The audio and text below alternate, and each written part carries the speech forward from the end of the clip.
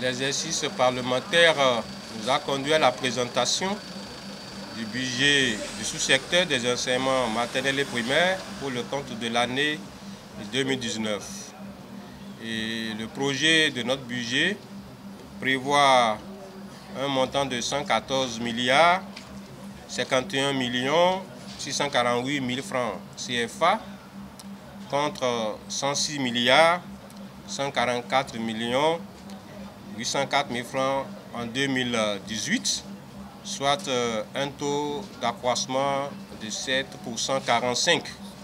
Et ce budget prend en compte toutes les rubriques, notamment celles liées aux dépenses en personnel, aux dépenses en capital et également aux divers projets inscrits au PIP du ministère. Nos projets tiennent compte des différentes composantes du secteur de l'éducation. Et dans la composante accès, rétention et équité dans l'éducation, nous avons beaucoup de projets qui vont contribuer à la construction des infrastructures scolaires. Vous savez que nous sommes dans une logique, n'est-ce pas, d'améliorer l'offre éducative.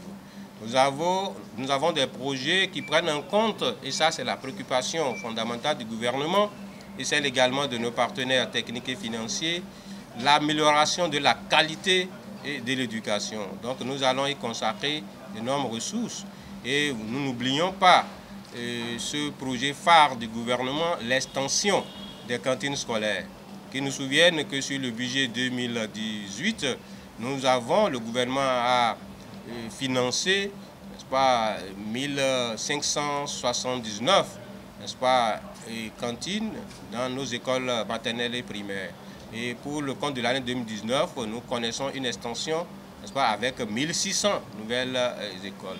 Nous avons des projets avec l'UNESCO et nous avons prévu dans le budget 2019 le fonds catalytique pour le compte du Bénin qui va être mis en place pour pouvoir mobiliser d'autres ressources qui nous aideront à améliorer toujours l'offre éducative, à faire en sorte que l'éducation pour tous, n'est-ce pas, puisse devenir une réalité dans notre pays.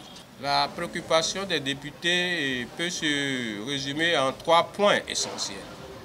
D'abord, dans un premier temps, les honorables députés ont été suffisamment préoccupés par les questions de pénurie d'enseignants. Alors, ils ont estimé, et ça, ce qui n'est pas faux, ce qui est vrai, même si ça ne date pas de ce régime, si ça ne date pas d'aujourd'hui, que partout dans nos écoles, nous avons aujourd'hui de pénurie d'enseignants. Nous leur avons présenté le plan que le gouvernement met en place pour pouvoir résorber cette pénurie d'enseignants. La deuxième préoccupation est relative à la gestion même du personnel enseignant. Nous avons fait des propositions. Les honorables députés ont proposé et nous ont recommandé de pouvoir étudier cela en revenant certainement avec eux, que désormais nous puissions voir le modèle de recrutement des enseignants, que nous puissions envisager l'élargissement des transferts de compétences, n'est-ce pas, aux collectivités territoriales, que désormais les collectivités territoriales puissent, n'est-ce pas, se charger de recruter les enseignants et de les gérer. C'est vrai, c'est une suggestion. Alors nous allons rendre compte au gouvernement et on verra ce que nous pourrions faire dans ce cadre. Et troisième préoccupation essentielle, les députés ont été très intéressés par l'effort du gouvernement dans le cadre des cantines scolaires. Ils ont souhaité que nous puissions mettre à leur disposition les listes, n'est-ce pas, des anciennes écoles à cantines scolaires et également celles des nouvelles écoles, les 1600 dont nous avons parlé.